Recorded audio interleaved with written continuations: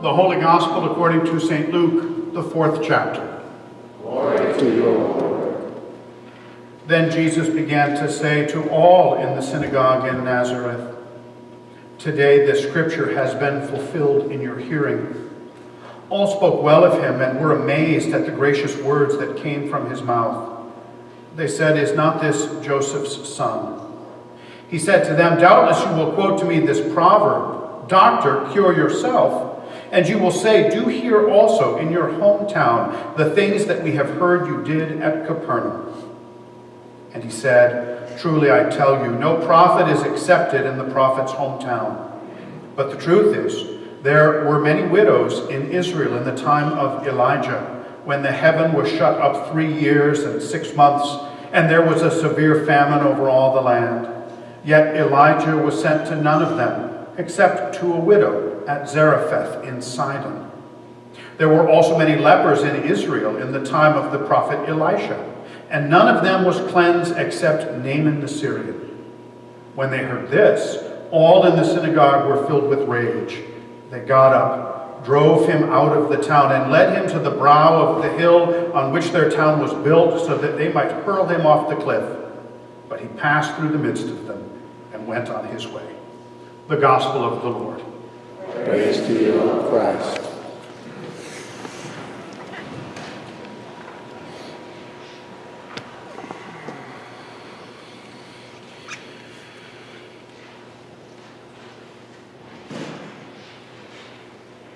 It probably goes without saying that I have no idea who's going to win the Super Bowl game tonight. It could be those fine lads from Los Angeles. It could be those dastardly rogues from New England. I'm impartial. I really don't care which.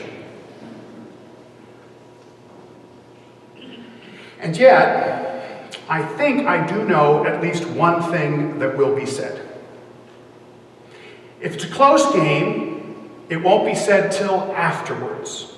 Maybe by a coach or by a player. If it's one of those games where it's pretty much decided by the half, then the commentators will spend the whole second half saying it.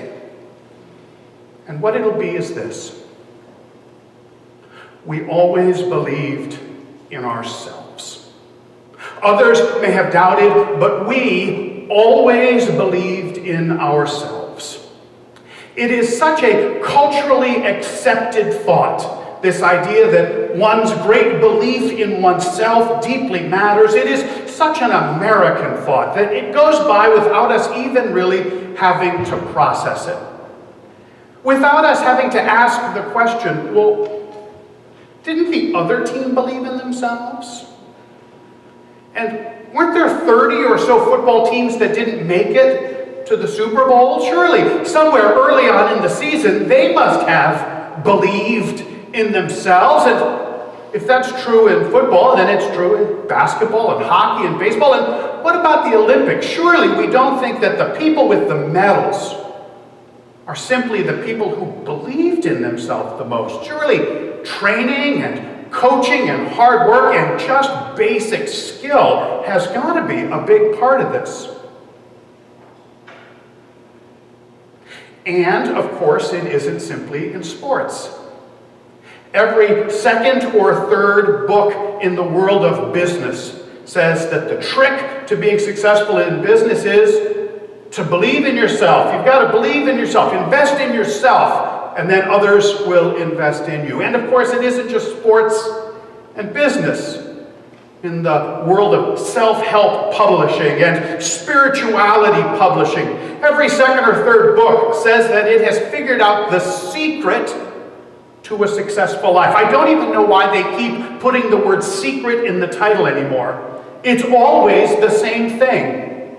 Trust your inner voice, your inner truth, your inner spirit, your inner God, your inner goddess. Whatever it is, trust that voice.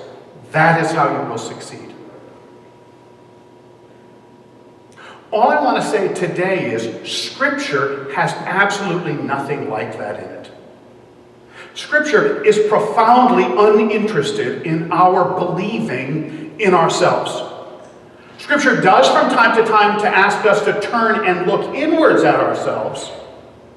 But when it does, it's a reality check. Turn and look in at yourself and see where you have needs, see where you have fallen short, see where sin and death are at work. And then Scripture always asks us to look in the same direction, away from ourselves. Look towards God. Even more, listen for the call that comes from God. That will be the genuine call, the one that originates not somewhere inside your belly button, but from outside of yourself, from the God who made you and who loves you. Now, the fact that it is that God who calls you doesn't mean that it is always experienced as good news. In fact, it is not. We don't have to look any further than that passage that Marilyn just read from Jeremiah to realize that when God calls people, they are routinely unhappy about it. God says, I knew you before you were born. From your mother's womb, I had set you aside. And the person he's talking to is Jeremiah, the 10 or 11-year-old. And Jeremiah responds, I think you have the wrong person. Don't call me Lord, I'm only a boy. Surely you must have meant someone else. And he is already, even all the way back then, part of an ancient tradition. Back centuries before him, God came to Moses at the burning bush and said he wanted Moses to go and save his people Israel. Does anybody remember what Moses' first response was? Lord, I am too young. And when that doesn't work, he says, Lord, I'm not a good speaker. Lord, they'll never receive me. And he goes on and on until his final request is, Lord, please send anyone else. He absolutely does not want the call from God. In fact, it seems to be a kind of rule that not wanting the call from God is one of the signs that the call has some genuineness to it. Because it takes you out of the place where you're comfortable and leads you someplace you'd rather not go, leads you to be someone you might rather not be. It doesn't end in Scripture either. There was a tradition in the Middle Ages when someone had been tapped, called to be a bishop. They were asked to say in a ritualized form, in a worship service, 2 words, Nolo Episcopare, which is, I do not wish to be bishop. Now, often that wasn't true. They really did want to be bishop. They had hoped for it. In some cases, in the later medieval church, they had paid for it. But the tradition remained. Only a person who doesn't want to be bishop could possibly be qualified. Wanting it would be a disqualifying act. And we had something very like that in our own country's history. The first 6 or so presidential elections were all elections in which no one ran. It was simply understood that if you wanted to be president, you didn't talk about it publicly. The surest way not to be president would be to announce that you wanted it. Because again, it was understood that a position that involves service and sacrifice is thrust on someone from outside. It's not something they take up in the midst of ambition. Of course, Jeremiah doesn't get his wish.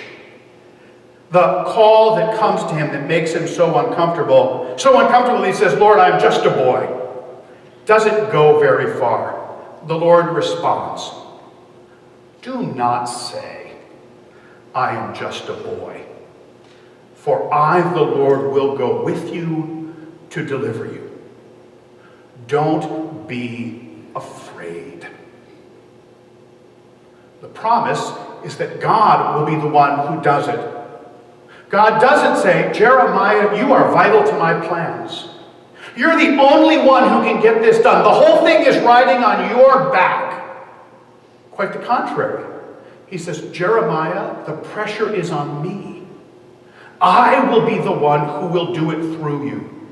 Your only role in this is to trust me so that you are no longer afraid. so that you can be an instrument in my hand.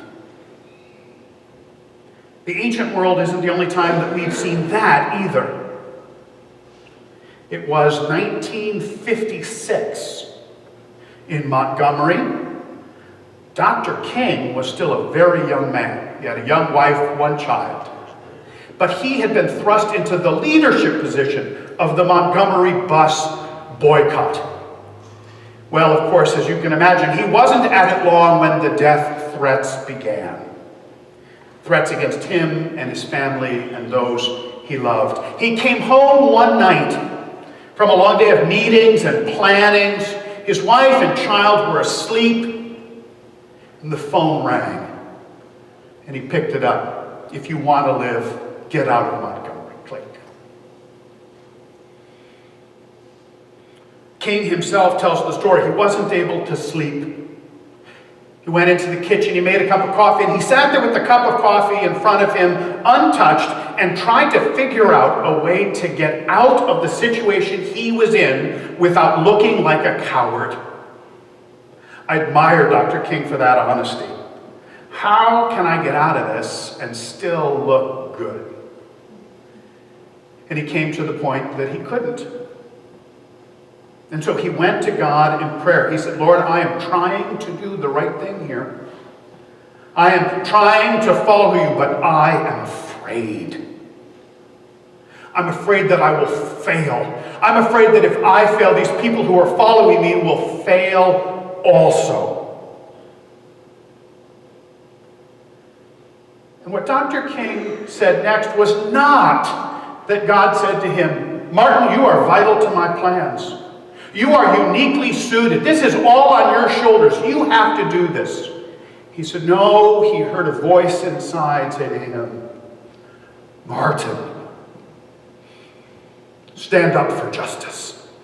Martin, stand up for righteousness. Martin, stand up for the people, and I will be with you.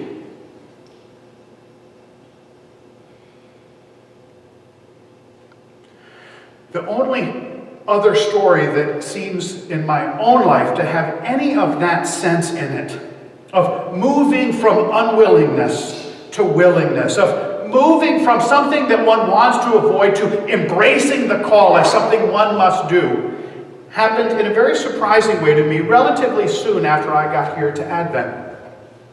I had been your pastor, I don't know, a year, 16 months, something like that.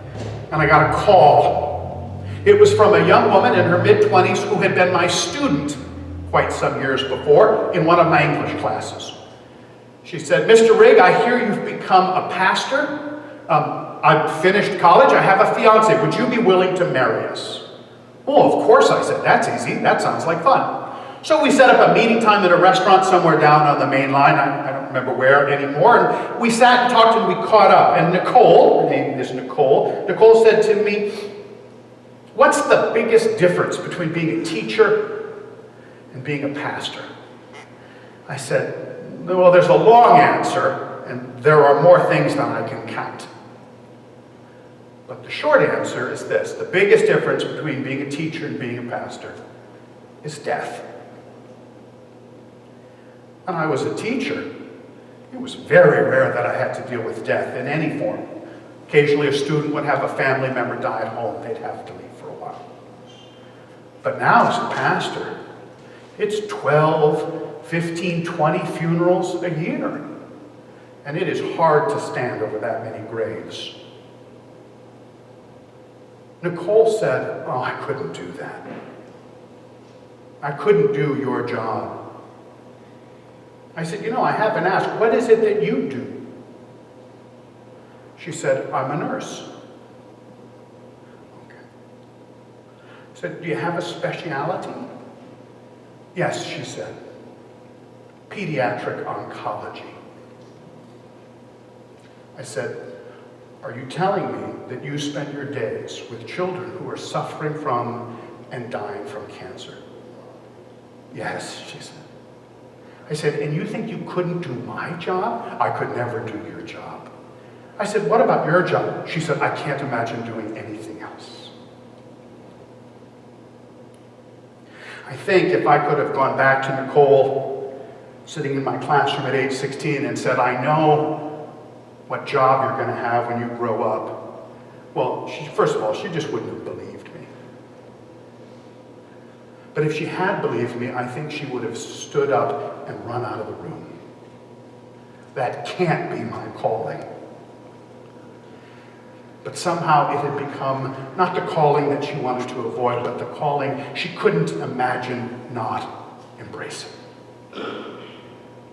These kinds of stories matter to us as people of faith. They matter as a congregation because, of course, we know that we're called to care for the poor, to house the homeless, to feed people, to care for the sick. We know that. But what about the next thing God calls Advent to do? What if the next thing God calls us to do makes us uncomfortable? Asks us to leave our comfort zone, asks us to do something we weren't really sure we wanted to do, to become a congregation we weren't really sure we wanted to become. These stories remind us that God is with us, and that the fact that things can be hard, that does not mean that God is not in them. And I think they also matter to us personally. All of us, everyone in this room, has a calling, probably more than one. I know you do because it's not possible to be baptized and not to have a calling from Jesus Christ. It's just not possible. All of us have a calling, probably more than one. For some of us, certainly for some time in our lives, our vocation, our career, is our central calling. And we pour a lot of time and energy into that. But there are as many callings from God as there are people to hear them in faith. Some who heard that scripture today are in unhealthy or even abusive relationships. And they need to hear the call of God. Be thou brave. I will not abandon you. Some people who have heard the scripture today are grieving, or sad, or anxious, or depressed. They need to hear the call from God that came to Jeremiah. Do not be afraid. I will be with you to deliver you. And of course, all of us, week in and week out, need and receive the call to come to the table. Not as we ought, but as we're able. Not the person we want to be, but the person we are, with all our fears, with all our doubts, to come to the table, to receive from it comfort, to receive from our Lord joy, and to participate in the feast that has no